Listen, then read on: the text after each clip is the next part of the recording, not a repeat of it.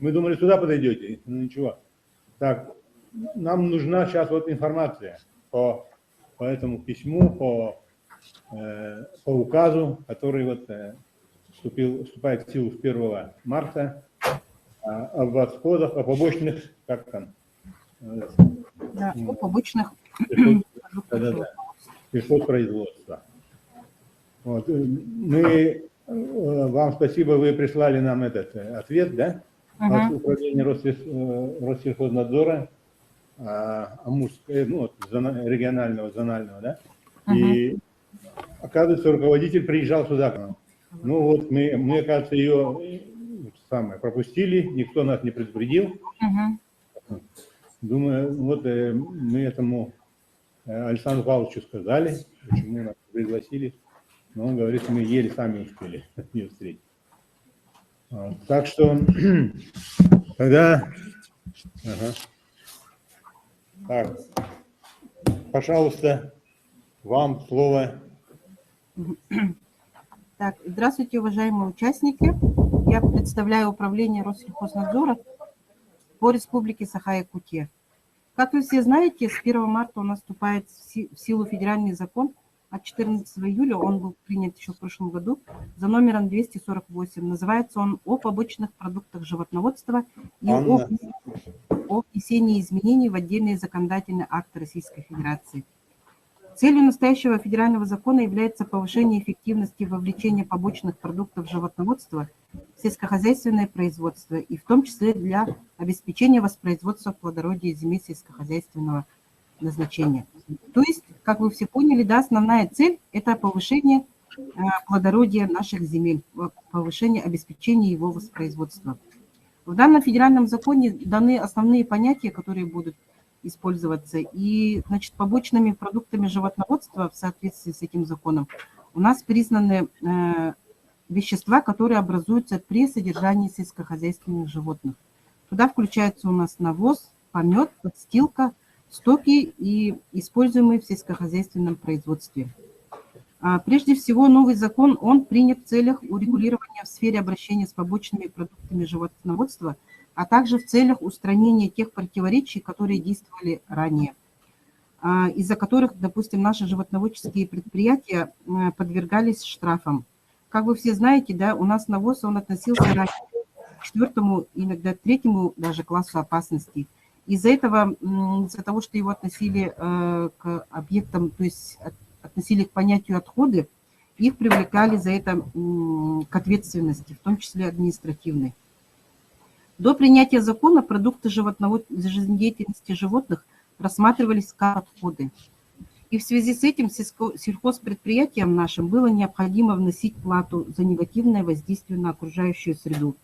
А новый закон, он позволит признавать навоз, вот подстилку, помет, истоки и так далее, побочными продуктами животноводства, к которым не будут применяться вышеизложенные требования.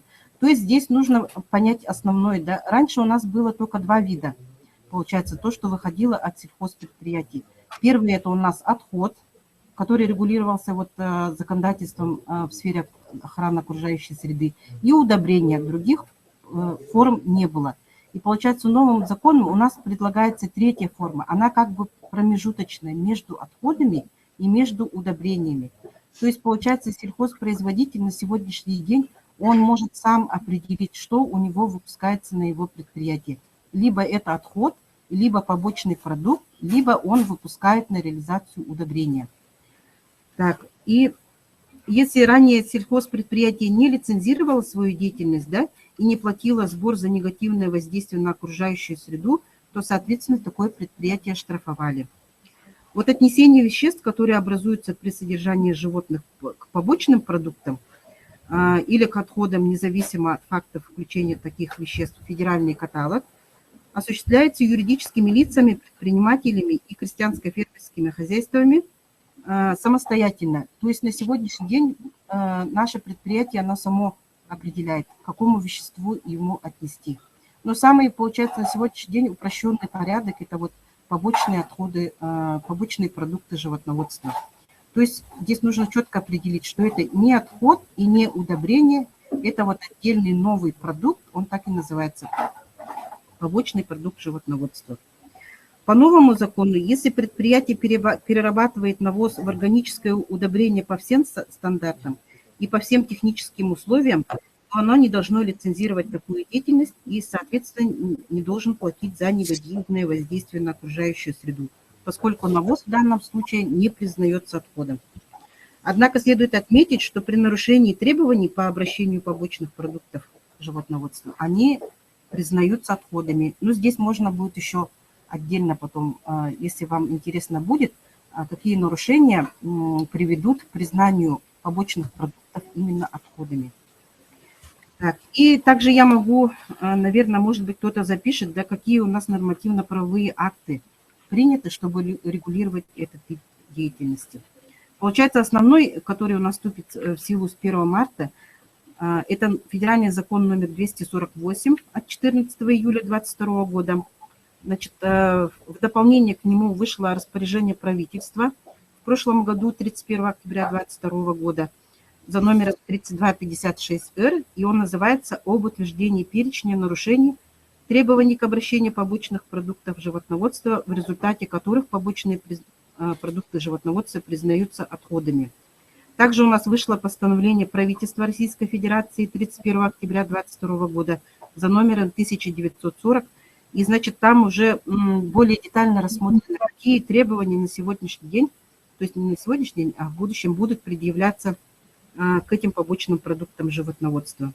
И также у нас приказом Минсельхоза утверждена форма уведомления, которая утверждена приказом Минсельхоза 7 октября 2022 года, номер 671. И называется он «Об утверждении порядка, сроков и формы направления уведомлений».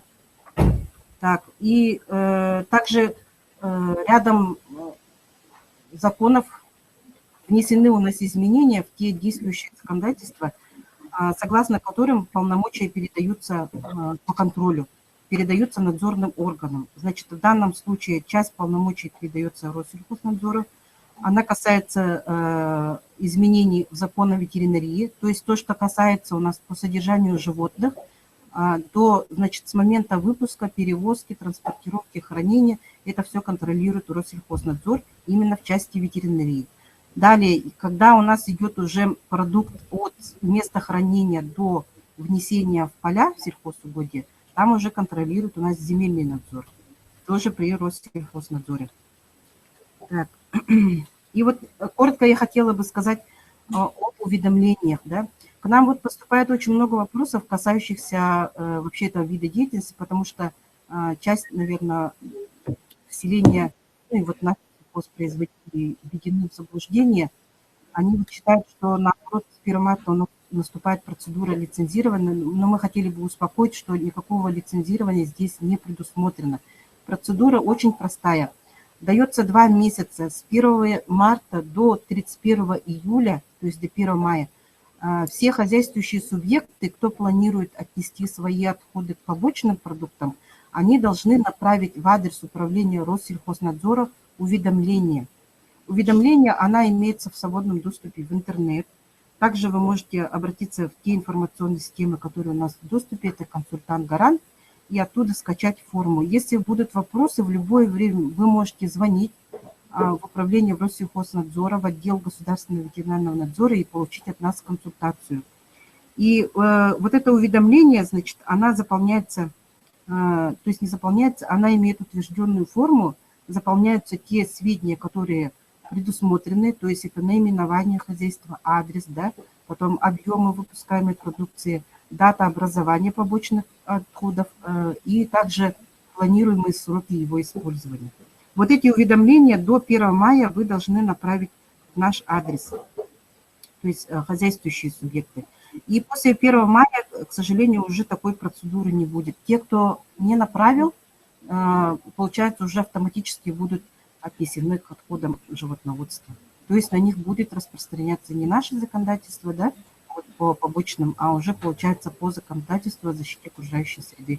То есть они подпадают под контроль Росприроднадзора и Министерства экологии. Так, и, значит, там основное требование, которое на сегодняшний день предъявляется, это то, что когда побочный продукт у нас производится из хозяйства, выдвигаются определенные требования к хранению его.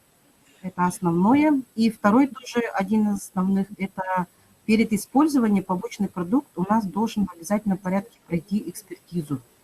Экспертизу по другим лабораториям я сейчас не озвучу, но у нас на сегодняшний день вот по ветеринарии осуществлять будут исследования, значит, наша Якутская республиканская ветеринарно-испытательная лаборатория, которая находится в Сунтарском, в Нюрбинском улусе и в Мегино-Конгласском. Это те ветеринарно-испытательные лаборатории, которые полностью готовы к приему проб и проведению исследований. А также у нас был рассмотрен такой вариант. В принципе, пробы могут быть предоставлены и нам, но в данном случае они будут направлены в Амурский референтный центр, уже там проводится полностью объем исследований. Ну и получается, пробы направляются, нам сдаются, мы направляем, и получается, заказчик получает просто на руки экспертизу и уже в дальнейшем выпускает свою продукцию на его использование. Так. Может быть, еще какие-то вопросы будут, но основная информация такая на сегодняшний день. Хорошо, спасибо. Ирина Кентьевна. Так, у кого есть вопросы? Вопросы у кого? Сергей Егорович на связи, нет? Подключился, да? Нет связи, Дин Гурцах. Связан? Нет, может. Пускай он задает вопрос, у него было много вопросов, он очень беспокоился по этому. Так, ну, у меня вопрос. Значит, беспокоиться сильно вот участникам, которые ведут фермерское хозяйство, частное личное подсобное хозяйство, им беспокоиться, я думаю, не надо, да? Потому что требования таких к ним... Меня слышно, нет? Добрый день. Это Анисимов Сергей Егорович. Слышно, нет меня? Да, слышно. У меня вопрос такой. Ну, конечно, радужную картину рассказали, что все будет хорошо, все будет нормально. Но мне кажется, это ни одного слова об объемах штрафа, кто штрафует. Это административное нарушение или как? Нет объяснений. Дайте, пожалуйста, физические лица, сколько штрафа, как приостанавливают это производство на 90 дней и так далее. И все сопутствующие вопросы только этого касаются. А то, что вы сейчас рассказали, это, конечно, так, как Сергей Егорович, хорошо. Сергей Егорович, вы тут спасибо, что подключились. Я вот вопрос задал, пускай сейчас ответит, и многое, наверное, станет ясно. Так, пожалуйста.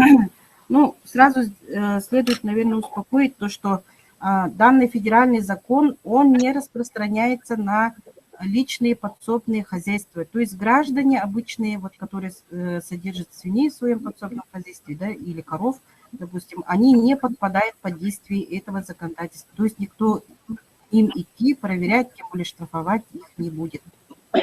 Штрафов нету. Все эти требования распространяются только на юридических лиц, предпринимателей и крестьянско-фермерские хозяйства. Только они подпадают под действие. На сегодняшний вопрос день... такой. Вот крестьянское фермерское хозяйство подпадет, и его оштрафуют, и приостановят его деятельность на 90 дней. После этого он как? Потом, это же не промышленное производство, что останавливать и его запускать заново. Вот ну, это меня очень каверзный такой. Так как вот я сейчас... Вопрос у меня, Сергей Юрьевич, за какое нарушение они могут... Что они могут... Есть такое, если я его не буду хоронить и не переведу на этот... я должен 1 год свой навоз хоронить, согласно требованию, потом его привести на вот это удобрение, и потом его внести должен я в свой огород. Если я его просто без хранения свежий переведу в огород, значит меня штрафуют. Это же так написано черным по белому. Вот я, например, фермер. Вот, с 1 мая производятся уведомительные процедуры. Но это я понял, это все я понял, я слышал. Они должны уведомить в письменном порядке. Это я все понял. Я все понял это. После этого уже применяются санкции, если он нарушает. Но это уведомлять, не уведомлять, я не знаю, но человек, фермер, то он все время занят будет. Если он пропустит этот промежуток, когда уведомит, то, значит, ему будет очень плохо. И притом, после этого штрафа, притом очень огромная сумма штрафа, так, почему сумму не оглашаете-то, ни одну сумму, рассказываете? Идет разговор про экономическое положение этого крестьянского фермерского хозяйства после этого штрафа. Так, ну я, так как представитель ветеринарного надзора, я могу ответить на этот вопрос по своей части. На сегодняшний день изменений в КоАП именно по той части, которая касается ветеринарии, нет.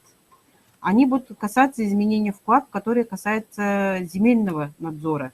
Насколько я знаю, будут внесены изменения в статью 8.6 оштрафованной, да? Но там за что может быть привлечен вот крестьянское фермерское хозяйство. Да? Вот он, допустим, в течение зимы заготавливал свой навоз же, да, копил его в специально отведенном месте. И, значит, весной решил вывести его на какой-то сельхозугодье же, да, на поля. В данном случае, если он хранит свой навоз в надлежащих условиях, а также перед использованием его провел лабораторные исследования, и результаты лабораторных исследований признали его годным, то здесь никаких нарушений не усматривается, то есть он его вносит на поля без ограничений. Если он хранит свой навоз в ненадлежащих условиях, допустим, за периметром, да, где-то за забором, может быть, там где-то на берег реки его свалил, да, то тогда уже получается это, если это земли сельхозпоселений, то у нас это относится к загрязнению, который контролируется Росприроднадзором. У меня вот вопрос как раз хранение надлежащего уровня, потому что это очень сложно расшифровать, потому что там выбросы метана не должны быть на открытую, значит, нашу вот эту атмосферу-то. Вот как, чтобы у него это не испарилось, и как он его должен хранить, какой там температурный режим, какой навес, какая площадка, там же затраты большие идут. Там про это разговор идет, а не то, что вы вот ветеринары там штрафуют и не штрафуете. Наши условия, климатические условия, как его хранить-то, как положено? Значит, правила предусмотрены следующие условия хранения. Хозяйствующий субъект, да, КФХ, допустим, он выделяет, слышат до меня или нет? Он выделяет специализированную площадку. Специализированную площадку он определяет сам у себя на территории. Значит, самое главное требование, которое предъявляется данным федеральным законом и его подзаконными актами, это гидроизоляция этого навоза. О том, что, ну и, соответственно, выход стоков, да, от места хранения тоже должно быть обеспечено. Его самое главное требование – это гидроизоляция. То есть навоз не должен попадать в почву. У нас должна быть подстилка, это предусматривает, значит, бетон, глина или пленка. А то, что они должны быть сохранены от осадочных вод, ну, это, конечно, само собой подразумевается, чтобы поберечь от осадков. Но это должно быть все в открытом воздухе, и температура переработки, допустим, она уже, ну, в пределах температуры окружающей среды, как нам позволяют климатические условия. Это и будет. Вообще переработка и обработка – это подготовка к использованию, то есть свежий навоз, он должен быть переработан, да, и уже, когда он ну, уже будет готов к использованию, получается, уже после анализов он его вносит на поля. Ну, я вряд ли думаю, что фермер наш успеет его переработать как положено, хранить как положено, и потом еще вентилировать его, чтобы там выбросов не было этого аммиака. Вообще вопрос там сложный, не такой простой, как вы рассказали. Он простой. Вопросы-ответы. Да, тем более, учитывая Да, наши... сейчас разрешите слово предоставить заместителю председателя комитета по агропромышленному комплексу Государственного собрания Илтумен Тевцову Ивану Ивановичу. Пожалуйста, Иван Иванович. Да, Густавич. Ахлы табында, хаддара. Бире. Так, Антон Махтал, Тоте? Дюрини. Да, конечно. Тай эйтигут бир хепте. Олура элбах фермер такар, бе комитет пытыган. Элбах элбаха такар, бу сихили бандык бахаран бери ханады. Бу товарыстар, коллегалар эпка италдар. Олура эмиске этинник септах мерелерlarga гыракаттар балдар булар. Багадар Üşüyü bağaran hokonu kilde bitire bulu kadın baran bir dömmüt beleme hoktar bula bastadan turan. İkinden ton benim direktörünün, piyatçı fabrika direktörünün ki üllavi ki bütünün ta конечно, улахан piyatçı fabrikalarga, svina komplekslarga, jip komplekslarga itinnek eddevil bari çüve, et ayılxana Kırgızstan.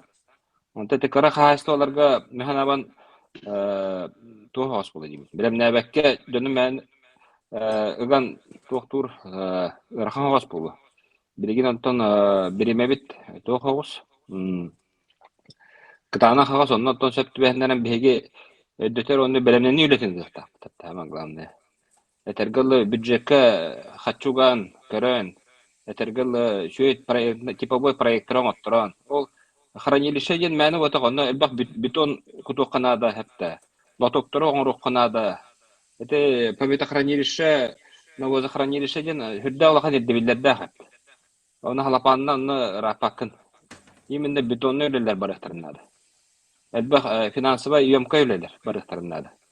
Ол мен этим холубура ридагына беге республика хеген хәп белемнәне үлетеңде кавыннан доктор боллак бутна үпкө хатчыга өйөк бүтүн нады. Оны правительство этитин келлерин нады жаһанын илтеменге.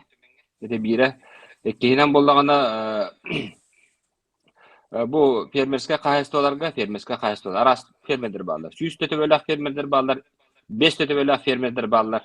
Оны критерий олокту ханады, критерий. Hep. Ona eğitim bir hep. Bu zakon urut suhatada. Mahnaban mandaki deviller zakon var diye. Bihitten ediller de halura. Bu mandık Komite хранилищелер бар булактактар септах үле барыктактыр. Хада эмискеди келен халды. Мактала. Попробуем, Анастасия, Анна Никентьевна, Ну, я попробую ответить на этот вопрос. Данный федеральный закон, вот как говорят разработчики, да, его принимали несколько лет, потому что было очень много противников, было очень много тех, которые были за. И это, но самая главная задача была, да, это вывести понятие вот этого навоза, да, продукта, побочного продукта, с понятия отходов. Это была основная цель. А те требования, которые предъявлялись ранее к хозяйствующим субъектам, которые занимаются животноводством, они у нас были закреплены в ветеринарном законодательстве. Помимо этого, есть очень много технических документов, которые предъявляются к животноводческим объектам, в том числе к метахранилищам. Это были общие требования, которые вот у нас с советских времен действовали. И получается, что сейчас вот этот федеральный закон, он как бы все это объединяет. Раньше уже у нас как было отдельные ГОСТы, да, отдельные технические нормы, были требования по ветеринарному законодательству, допустим, при содержании крупного рогатого скота. Именно и в каждом этом разрозненно у нас вот упоминались именно требования к пометохранилищам, да, к навозохранилищам, как разделять, там, хранить твердую фракцию, жидкую фракцию, все это у нас было по отдельности. А вот этот закон, он как частично, получается, и эти самые требования объединяет. Ну и в том числе и затронуло не только крупные животноводческие хозяйства, но и мелкие вот эти крестьянские фермерские. Ну, у нас же нету, значит, типовых проектов для животноводческих комплексов, так ведь, да? Есть советские есть. Ну, хозяйствах-то нет уже, наших фермерских хозяйствах. Вот кто у нас представитель Минсельхоза? Лаврентьев Николай Николаевич, да? Применительно к нашим нету. Да, применительно нашим климатическим условиям, да? Значит, типовых хранилищ, навозохранилищ у нас нету, по-моему. Я работал министром 3,5 года, и таких типовых проектов я не видел. Поэтому я предлагаю, значит, вот, совместно Минсельхоз и Россельхоз разработать типовые проекты и это как бы внедрять хозяйство. Иначе все перестанут заниматься сельским хозяйством. Кто доить будет корову? Все перейдем на этот импортное, значит, молоко, как раньше окорочка кушали. Сметану не будем кушать. Всем же хочется здоровое питание. Если так будем нагнетать ситуацию, тогда у нас будет коллапс. Вот мое предложение, деловое предложение. Так, справку Спасибо. я даю. Иван Иванович, этот вопрос мы рассматривали уже в прошлом году, в сентябре, поэтому время было. Вот, наоборот, может быть, да, со стороны Государственного собрания было бы правильным выступить с такой инициативой, тогда еще. Вот сейчас Да, мы говорим, с 1 марта уже вступает в силу. Поэтому ну, вот, без типовых проектов, да, Любченкова уважаемый приезжала Сергей сюда. Августович, Она тоже давала разъяснение по этим люди вопросам. не смогут сделать. Должна- На проектирование, сами знаете, там несколько миллионов надо. Не, ну, в прошлом году надо было все эти вопросы поднимать сразу. А не сейчас, вот, когда Ну, уже... парламент объяснял, таких водохранилище предложений одна не было. дорогая вещь. Это мы знали же все. Это не новый вопрос. Это мы все знали, что на водохранилище это очень сложная инженерная конструкция, со сложной вентиляцией и так далее. Мы же все знали, я же все это объяснял. Как будто никто не знал это. Это первое. Второе, когда я читал вот это дополнение внесли, это изменение дополнения к закону. Это не новый закон. Там была, значит, объяснительная записка депутатов, которые вносили. Они писали о том, что это дополнение вносится в связи с тем, что нет механизма штрафования, административного воздействия на фермерские крестьянские хозяйства, и что придумать вот это, они придумали вот это внесение дополнения. Так прямо было пояснение записки закона написано. В Госдуме, когда вносили. Так, ну, Есть я думаю, техрегламент в этом по, плане... значит, по вопросам забоя скота, да, техрегламент. По идее, мы подворовой забой не должны делать на данном этапе. Но все до сих пор забиваем дома, во дворе. Понимаете, да? Есть же закон такой. Вот ветеринары же требуют это. Печать не ставят, если дома забиваешь скот или же ребенка. Но все-таки же оно как-то вот так аккуратно все делаешь. Также и здесь как-то надо дать людям время. Но полгода ничего не решает, Сергей Иванович. Мы медленно думаем, медленно принимаем решения, медленно, значит, внедряем новые эти. Поэтому надо как-то нам вместе принять правильные решения и помочь людям. Вы же глава УРУСа, вы на земле работали, знаете, как это делается. Вот именно, что, да, я имею опыт хоть какой-то главы и на работу с наследниками, поэтому вот я об этом и говорю. Надо было вот пораньше. Вы вот тут говорят, что этот закон был и раньше. Вот.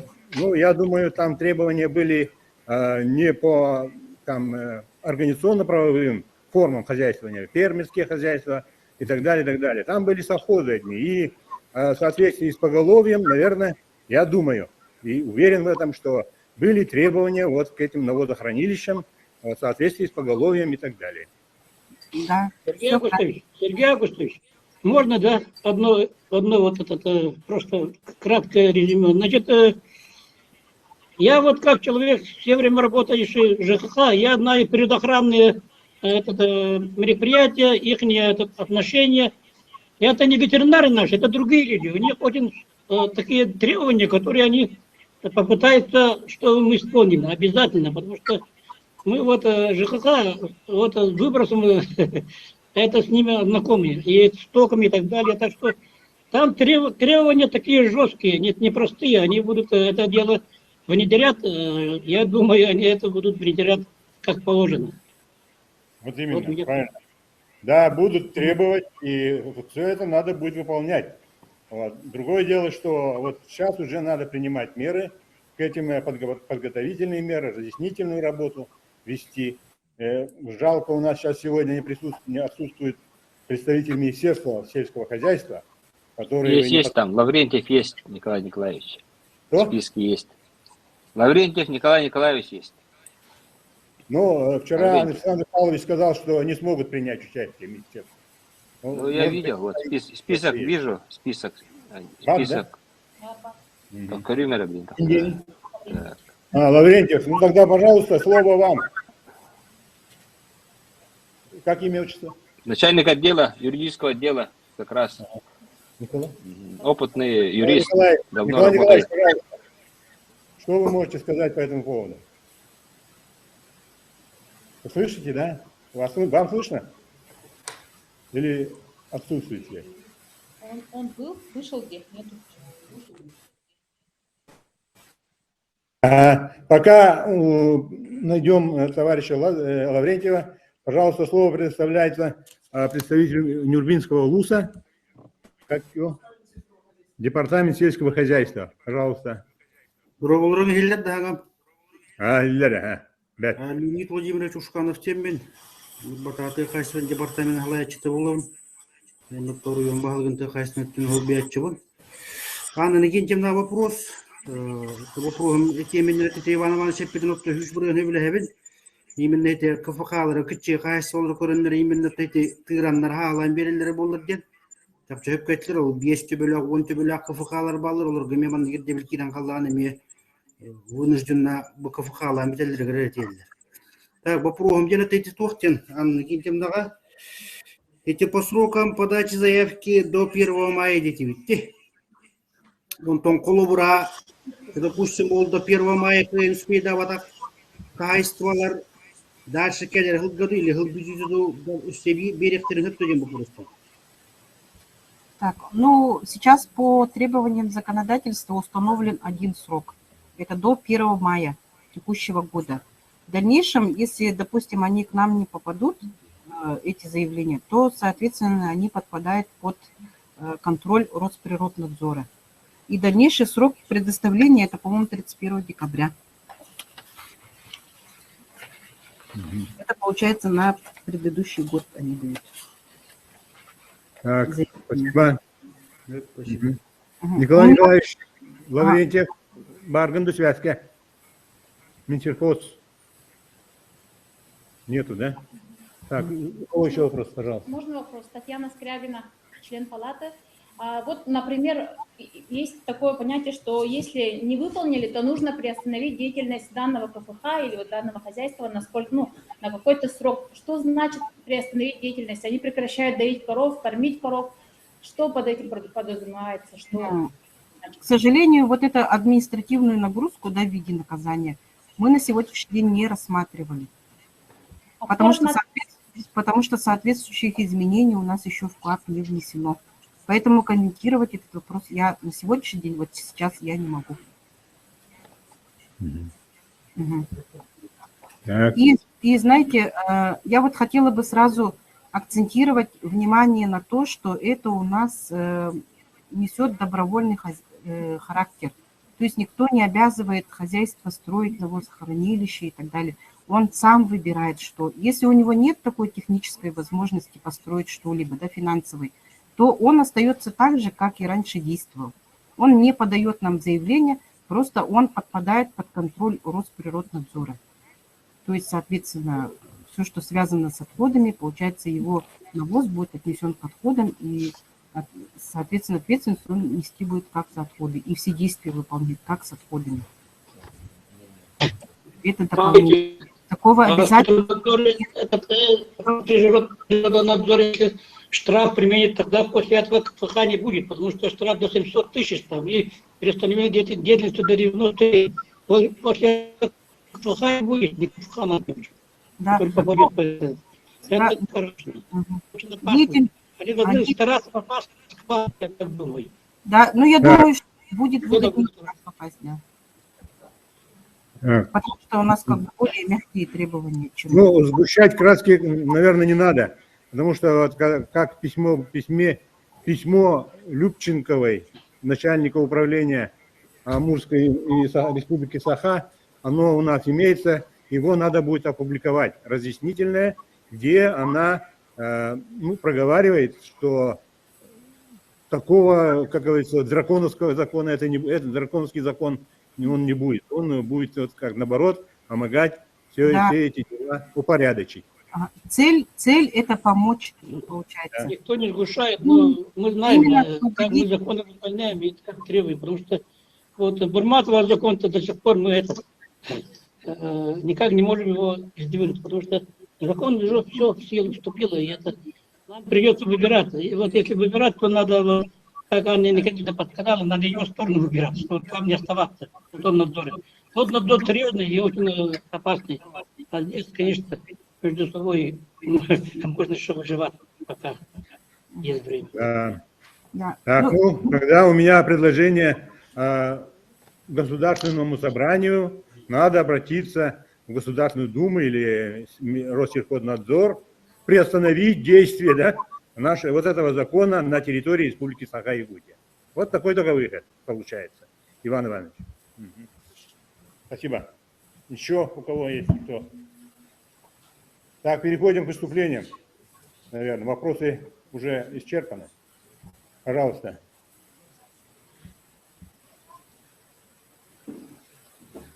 Есть у кого что сказать? Так, тогда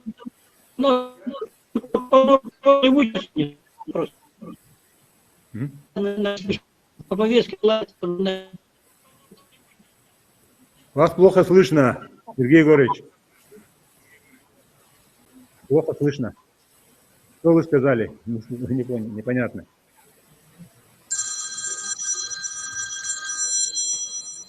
Так, еще у кого есть? Ага. Пожалуйста. Это Кимгилен, представьтесь. Пал Павлович'ın ekiptemmin ve Kahaş'ın departamентinin halayatçıda. Otun hukuk Bülüluha. Otun Bülüluhugar terehinnah süsten elbaqqa ığımniktaq Kahaş'ta, olatı süsümniktaq wan Kahaş'ta olaq. Onutun bihiqa buhamay ırxanlık kireni erer sokom bolar. Otun jakaydak ülelirin içi ihittibit, tehim bir штрафной санкциялара олус улахан ден, bu интернет катаққа турары метоқтыра ағыбыт, именно отын içi западны өттігер хытар улахан тәрәхіне қағайшыларға надала хокон ден бейі көребіт. Онты бұл хоконға болағына сүйіні комплекс 2 базовай қағайшты олақпыт, ол базовай қағайшты олар бұд, әме төбелерін ilgisi olurlar. Iván Ivanoviç hepiden kurduk hakon erde takarabilirler ete. Romanna TKH ministersvata du iltimen du kim üleleşbitahan bilbepit no erde poligonlar yine oğullara bar ıhtaqtır ete. Diğerni bit biye kabollağını onu 3 tehince turar piçesavotçiskay kompleks tutullan kiyde. Onda mette boproslar bağlı. Onun bollağınıttan jonlar bollağını burustoyduk. Bu штраф төлür қағайсты білдерін күрді қантан қатшыланыры білдер, үйт субсидияттан қатшыланар, оны үйт субсидия төхекелері білдер, онытын штраф төлür болар түгеметер оттын бұл қағайсты олар бұтын тұқпаққа, мясокомбинатқа берер дейден бұл күйді алырылдар. Onun болаттан бігеге дойды бұт президента бұл рын әппідей, сүлбет үйет күн кәнеттен атын дойдық олар оқпөттен, онытын бұл программе хана бар, үшөйді көрете қанады, онытын бігеге интерес бітен үлттімен даған общественный палата дағаны тұрорсынады дейяны. Еханник.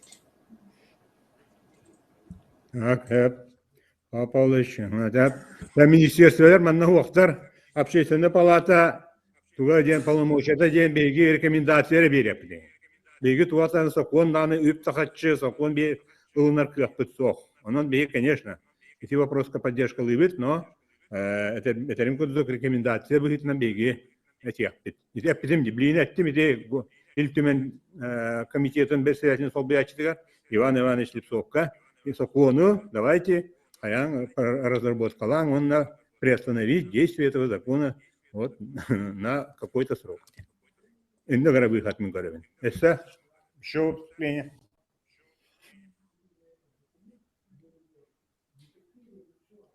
Министерство представителя Толстого вокта, Кидду вокта, Лаврентьев Николай Николаевич. Так, Иван Иванович Горохов, заместитель председателя Общественной палаты. Пожалуйста, вам слово. Пока я левет. Микрофонын чугас тут. Телефонынан давай. Мен телефон номер яха. Методика вдын хаяха.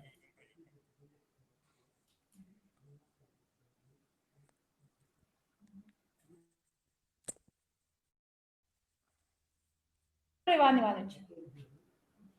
Вообще левет dedi. Edi, 50 böyle. Кырывай такие.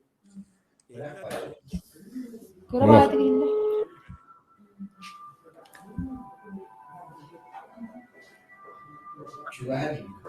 Алло. Ага, да, вот телефонный холбатый микрофон работает, да? Ихиллер, да, Иван Иванович, Сангата. Ага. Ихиллер, Иван Иванович, пожалуйста. Алло. Да, ага, Истовит. Здорово. Здорово. Пожалуйста. Allah sonu yavruların bu sahabildim diye. Bir dakika var. Bir iki numaralı ki. Vallahi tere belenlen lüveta. Bir sulu yutuyor. Tuğlara ver belenlen lüveta. Popur olgar olur okuyla. Yine de tapına iti. Beyazıttan tersetti git. İlk tarafta mı ki Комитет, это вопрос докрылья, да, это не так, вообще да, если он барн, да, на бильтах, вот это, вы дай банова чисто хотя алгасан, да, мин тёчка. Но он все нам на семье, это коростау, духовком, они есть камеры, так, Госдума. И ты не было, что-то не было стоить, да, рекиоры, я нахалай, bilemetigardı gitmen okudda takında ya istiyorsa etinlik çağmaydır içinde giderli turora bulla sağolları gardiyer kurduk pavuşomuş ondan каким то образом Сергей Августович Тибян предварительный переговор потом гуддук bu вопросы yürüten пока ege subjekt bola bu tuyitnan oğuz sulavyalar bu tuyitnan onunla продовольственная безопасность, они и то, как мы дарки, так как это не балдары, вот Россия, и ты не налоран, я что там дальше халкы хайнрар, убьют катану условия хайнрар, кровь куту, и то, когда растут торга регионально, то хотя бы прокуратуру суховары теперь, я только иду. İşte bir de onun içinden kim nasıllar içinde doğru bir nuçalıydı o kimin yaptı. Общепринятый кем? Üreticiler, kontrolörler bütün nuçalığı arasında. Çakalı ağırla canlısı tuğuyor. Анна Никитьевна, ну чего, доклад не сведем вот sen. Олен. Üretim gayem spesialin silahı aldım. Доклад тавда. Информация. А потом biz belki ona hakkı kaç kontrolü. Это лянкал бике, хюбел. Я сразу скажу kontrolü da bu. Mineydir. Sakaganın kavgadımız da ki. Bilinde Россия требует диye kasao tühini de bulur. Ona göre yaşayan nedenler общественникler de ekonomiklikten daha bulur. Ona nite toproska bloktak Öğrenciler ya istiyorlar dikin yür kutukunda ya istiyorlar saydikinden ya вообще öğrenciler ya halanların kutuk. Valla moğol getiğinde Филиппины это пространственном развитии, значит, народонаселения, где были капиталах, а потом статья арбитры, полунтотально. Он статья, он теайсудан, пойдите мы про Путин, это было на комитете, эти регионы янтрать. Ondan bu gadyen narodonaselения diyen dik borostoy digette taka agaya sana sakanarota natsiyana karısta natsiyana tinna kalları halkı kena skıtır hatta turlar kıvaktiye kadyen ite politika yutuladır. Diğer bunlar var tettere. Ondan sonra oputundumuz ki on akinto barazımdı. Bu iltimane bitti kopar. Onu kontrollü de organlar emniyetinde. Hatta rotörü çoğu sosyalına buluşturmuş yaptı. Gel, uğraşım yapıp istokoyuz böyle. Hep üstü kalitenin çatını dikiyor. Detalimiz da hep üstü kalitenin çatını strabo olur bunlarla. Bilin ya ne hile. Uyunan olur orada. Çağına gönder. Diğeri gel.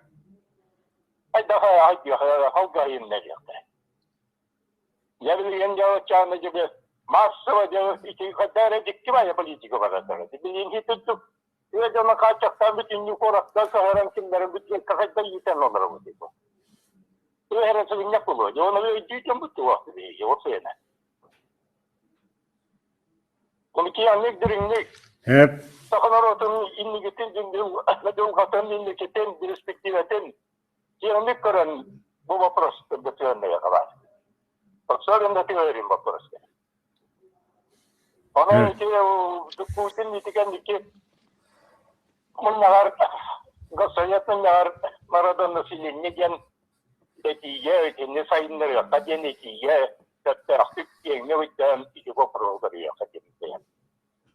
Bahana бенет. Спасибо.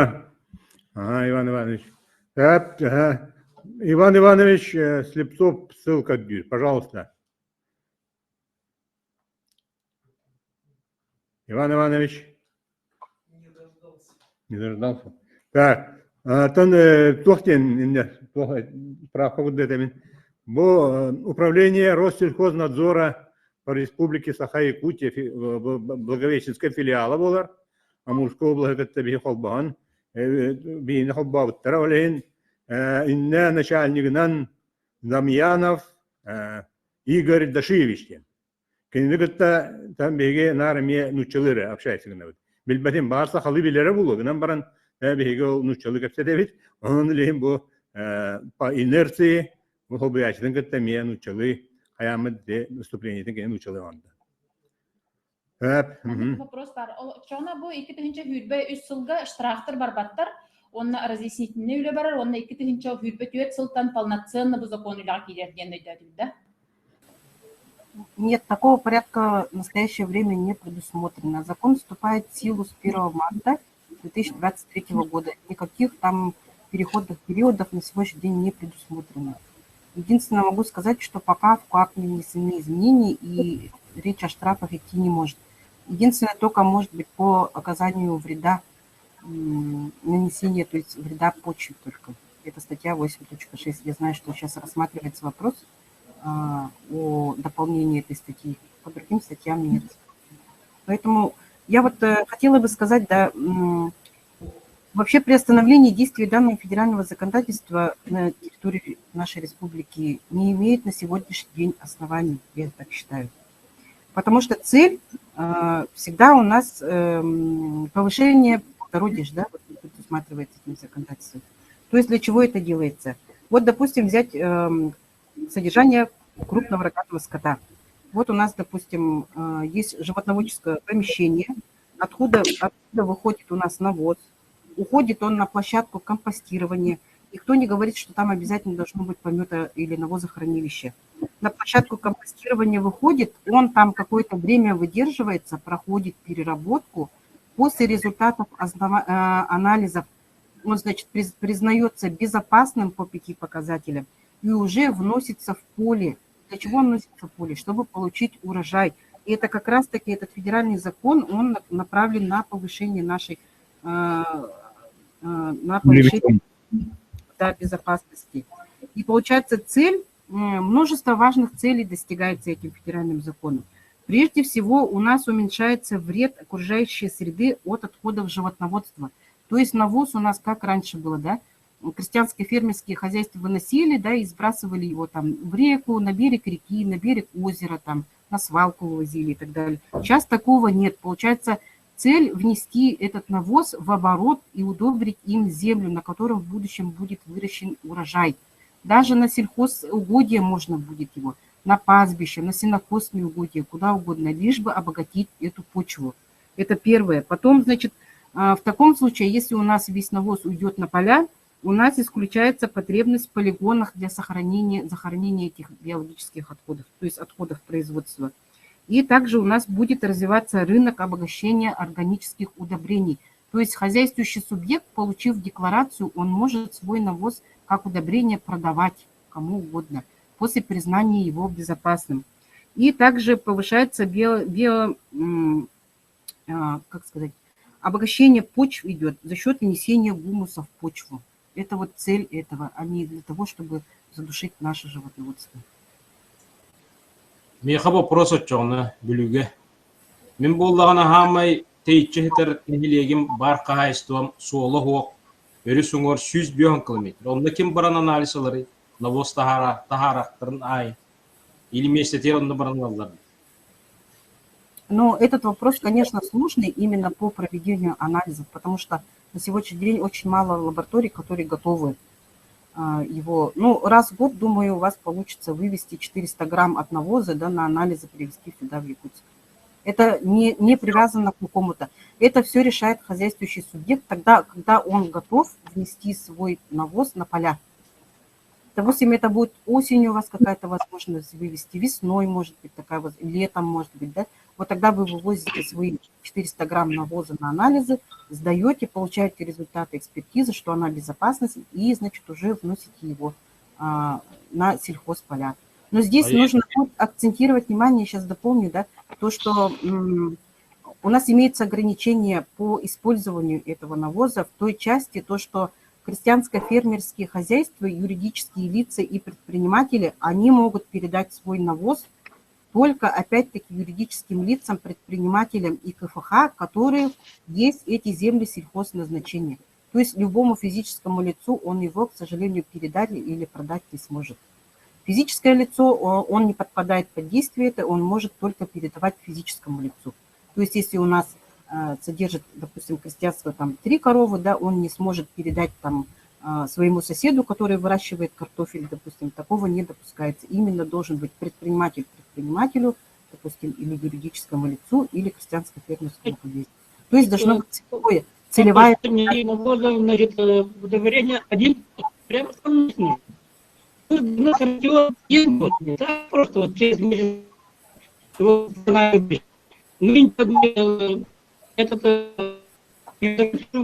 какая-то что я не понимаю, что будет это навоз.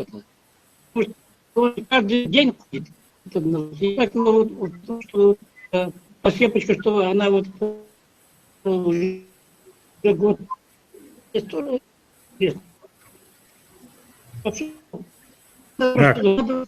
сожалению,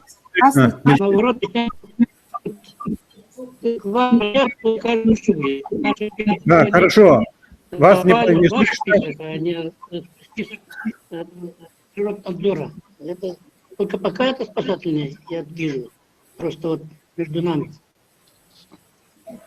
Так,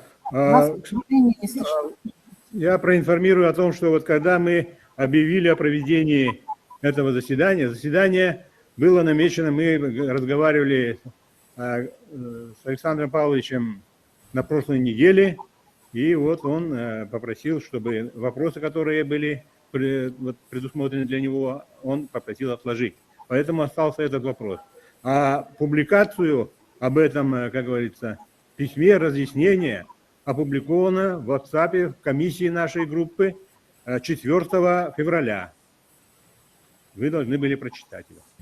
Я вот сам отправил, и вот в нашей группе комиссии вот оно опубликовано. Вы должны были ознакомиться. Тогда вот хозяйства не могут самостоятельно как бы избавиться от навоза, да, то есть они не могут куда-то раздать или что-то сделать. Обязательно должны сколько объем выше, столько и... Почему? Если закреплены за ними земли сельхозназначения, то они могут использовать его без ограничений внутри хозяйства. Вообще, да, если даже допускается такой вариант, что если, допустим, в хозяйствующем субъекте, ну и вообще хозяйствующий субъект у нас не имеет лицо, которому он может передать по закону, да, то он может его вывести как отход на полигон. И тогда уже будет, конечно, это все как отходы. То есть на спасибо. Иван Ивановичу Сырцову, он появился в эфире, да? Пожалуйста. Иван Иванович. Заводится, потому что пока получат разрешение, пока получат, пока оформят машины, которые... Сергей Егорович, монолог. Сергей Егорович. Так. Ставин. Сергей Иван Иванович. Ага. Так, оттон этилери луннабыт, Сергей Августович общественная палата титин луннабыт, Джон Калхатын өйдәмит этергәдле хәптәгъләне идәпәтен нады көмәлә, хәтта Минсельхоз, Улуштар, хәтта общественная палата, оннан этергәле те Россельхознадзор әтте дип атты. Бу хакын уже эргибәт, төннүбәт, уларыбат те. Оннан биге